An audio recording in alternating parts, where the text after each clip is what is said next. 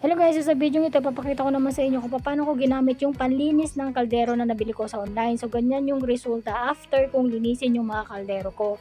Tapos ganito naman yung before. So yung procedure ay kailangan i-sprayhan yung ibabaw na maitim na part ng kaldero. Ayan o, yung maliit yung pinakamakapal.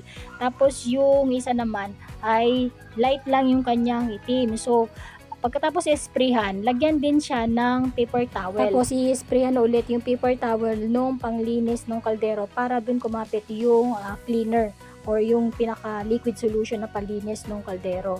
Pagkatapos niyan, nung nabasa na rin yung paper towel, lalagyan na siya ng plastic. Wala kasi akong cling wrap, kaya plastic na lang yung ginipit ko, tapos pinalot ko dyan. Tapos sunod yung isa, medyo light yung kanyang pagkakaitim dun sa kaldero, kaya mabilis lang din niya i-sprayhan. Tapos kunti lang din yung nagamit kong paper towel. So same procedure, kailangan may sprayan din yung paper towel nung cleaning agent para kumapit din doon at saka ibabad for 12 hours.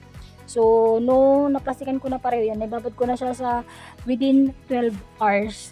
Tapos ayan na yung after niya, tingnan nyo guys, o diba, natatanggal na siya kaagad, lalo na yung malaki kasi light lang yung itim-itim niya dun sa kaldero na yan. Ayan o, tapos mabilis lang din yan na naugasan yung isa, yung malaki. Yung maliit, kailangan pa sigurong ulit-ulitin yan para mas mabisa or malinis man na mabuti yung itim niya. O diba, effective.